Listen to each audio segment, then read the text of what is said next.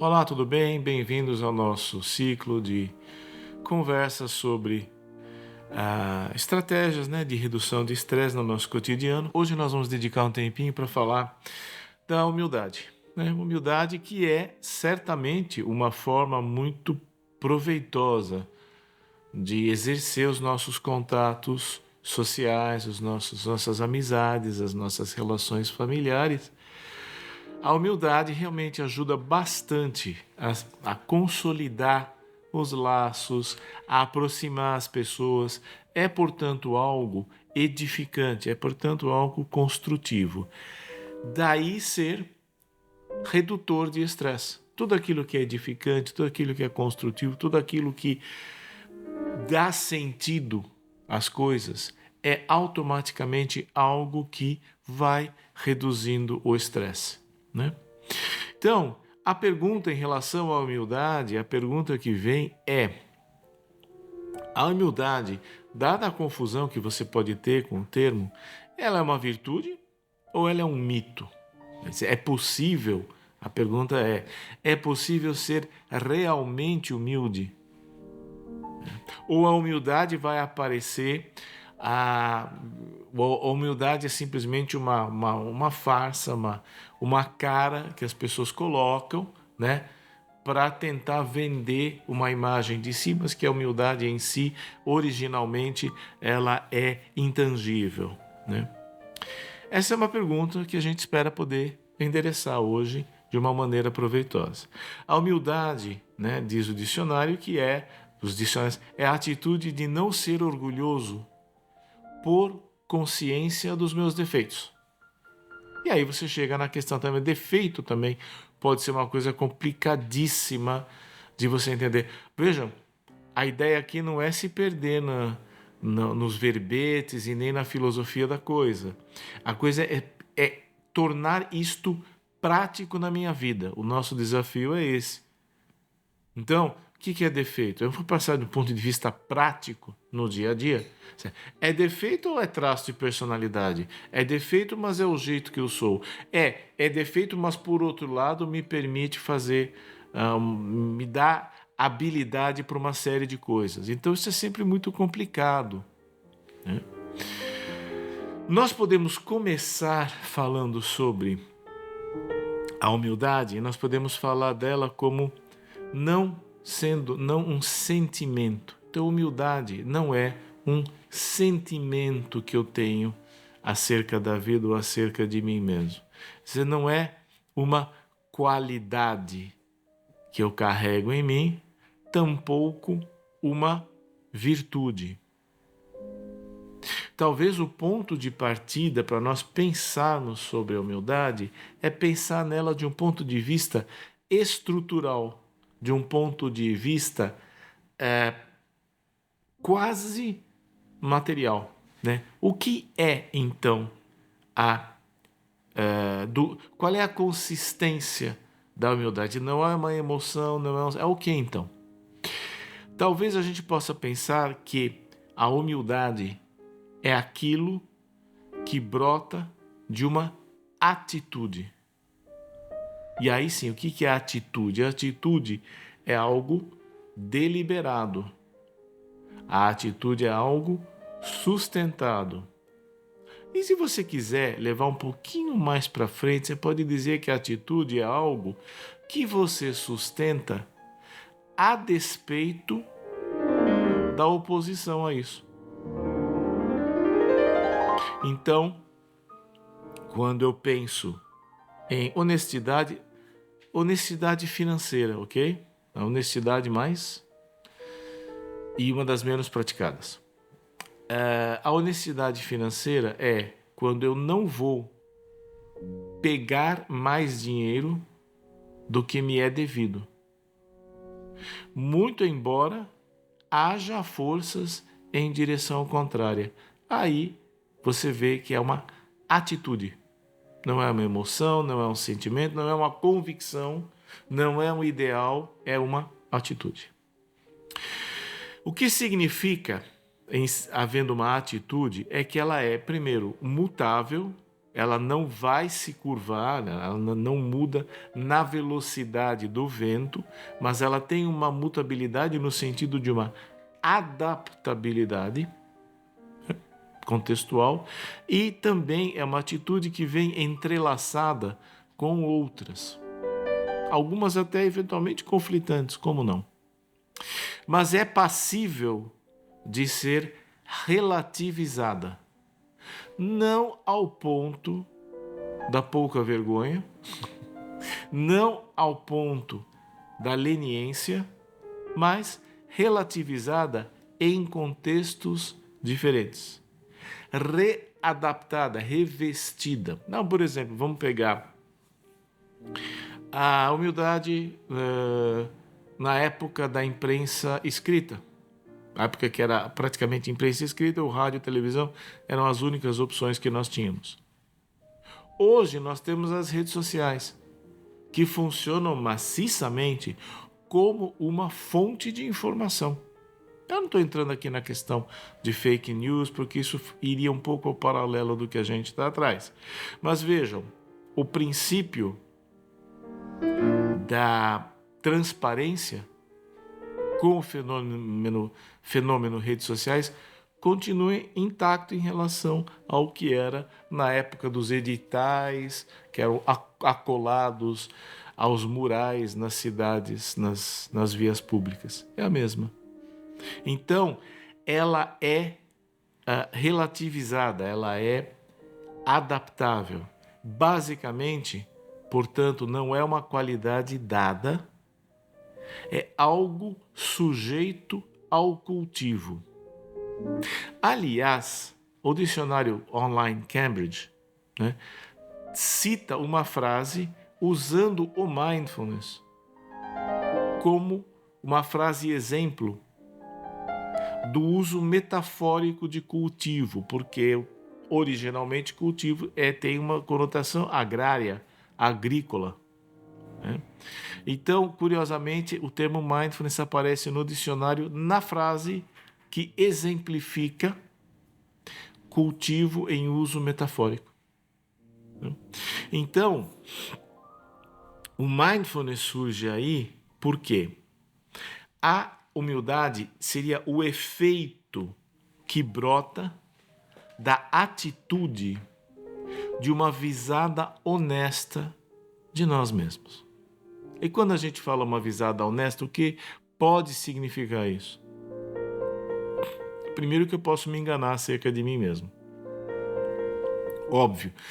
Mas eu não sou a primeira pessoa a dizer isso e obviamente ninguém vai querer perder seu tempo ouvindo um truísmo. Nós podemos nos enganar acerca de nós mesmos. Todas as tradições humanas alertam para isso. Agora, quando nós deliberadamente paramos para perceber o nosso estado anímico, perceber o nosso estado físico e orgânico de uma maneira não julgadora, com aceitação e com sinceridade. Isso é sermos honestos conosco mesmos. O Mindfulness nos oferece a possibilidade de nos vermos o mais próximo possível do que de fato somos. Com a vantagem, nós nos vemos lá onde ninguém mais nos vê. É possível fazer um tipo, é possível vender uma imagem de mim mesmo, é possível tapear o outro em relação às minhas intenções, mas isto já não é possível comigo mesmo quando eu realmente paro e me olho para ver as minhas vísceras, para perceber as minhas entranhas. E até mesmo a víscera e a entranha, aqui, até mesmo no sentido literal, porque eu paro para perceber a minha respiração. Minha respiração é visceral, ela é entranhada, ela se origina do automático orgânico. É uma oportunidade que eu tenho de ver o meu organismo funcionando descolado do meu corpo, ou se você quiser, meu organismo funcionando quando eu desprivilegio a dimensão corpórea da minha fisicalidade. Isso nos liberta do ônus da comparação aos outros. Porque normalmente, a comparação aos outros, comparação a ideais, comparação a idealizações.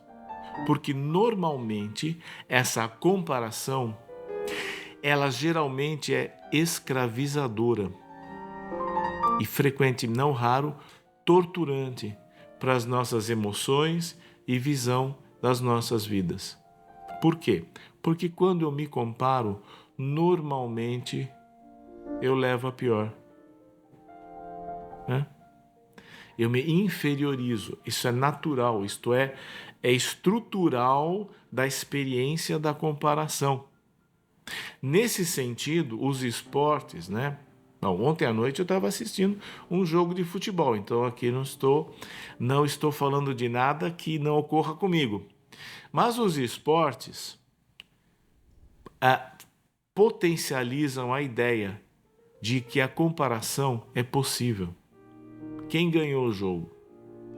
Ontem, felizmente, foi meu time. Senão eu não estaria falando disso agora. Brincando. Mas assim, quem ganhou significa qual é o melhor. Então, para um jogo, diversão, brincadeira, saúde, esporte, perfeito. Mas para o entendimento de nossa própria subjetividade, isto pode ser venenoso. Portanto, a visada honesta, realista sobre nós mesmos nos liberta desse ônus, né? E permite que eu perceba com mais clareza o que eu estou fazendo, as palavras que eu estou usando, as reações que eu estou tendo, as atitudes que eu tenho para com o outro. Tudo isso se torna mais lúcido, mais tranquilo e mais sereno. O ponto crucial, talvez de tudo que nós estamos conversando, é que a humildade é o resultado de algo que é exercitável, cultivável. O que significa que em nenhum momento da nossa vida ela é dada. Eu nunca sou inerentemente humilde, eu serei humilde em relação a algo. E esse algo muda momento a momento. Portanto, praticar a humildade não é dado. É isso que eu falei lá em cima. Muda com o contexto e com a situação. Não é um tanque de combustível que eu encho, diesel, gasolina, álcool, sei lá, eu encho o tanque e eu saio, por algum tempo eu posso esquecer da gasolina. Não, a humildade não é assim, ela não tem essa quantificação. Ela é algo a ser utilizado, é um dispositivo a ser acionado momento a momento, passo a passo, frase a frase, a cada momento. Portanto, momento a momento. Nunca é dado, mas nunca está inacessível. Esse talvez seja o ponto mais importante, porque a gente às vezes fala assim, o problema é que eu me esqueço. Mas é verdade, tem uma instrutora de mindfulness americana que fala: mindfulness é extremamente simples. Atenção plena é extremamente simples. O duro é lembrar dela. E na origem do termo mindfulness, atenção plena, na origem é uma palavra que fala de lembrar. Mas o lembrar aqui não é simplesmente o lembrar cognitivo, o lembrar que entra em jogo, por exemplo, quando nós estamos vendo quadros neurodegenerativos, por exemplo, as demências. Né? Não é a memória declarativa, é a memória no sentido da atitude, novamente a questão da atitude. Como quando você fala para o seu filho está fazendo uma baderna dentro de uma igreja, ou ele está querendo brincar e é um velório. Você levou seu filho no velório e ele está obviamente se mostrando pouco adequado ao ambiente. Você, lembra que isso aqui é um velório. Lembra onde você está. Lembra da idade do seu irmão mais novo. Tenha paciência com ele. É este tipo de lembrar. Traga em mente. Lembre-se, perceba.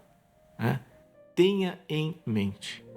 Isto é seguramente uma forma muito proveitosa, fácil de exercitar, de vivenciar a humildade. E a humildade, por sua vez, é uma ferramenta potentíssima no sentido de nós cultivarmos a nossa vida, as pessoas que a gente ama, as pessoas importantes, os projetos que nós valoramos como muito grandes e importantes na nossa vida.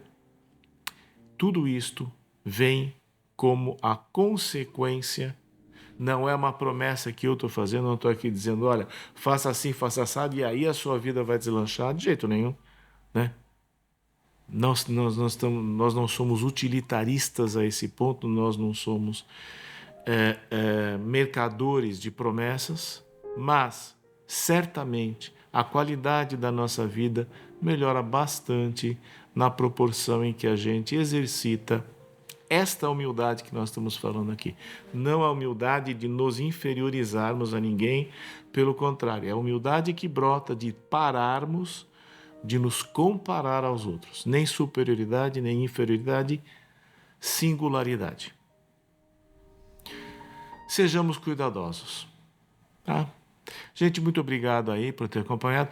Experimentem agora, depois que termina essa fala, experimente se você tiver ocasião, vai num cantinho mais tranquilo, mais reservado, pratica um pouquinho de atenção plena, um pouco aí embebido aí nessas palavras e nesse papo que a gente acabou de ter, tá bom?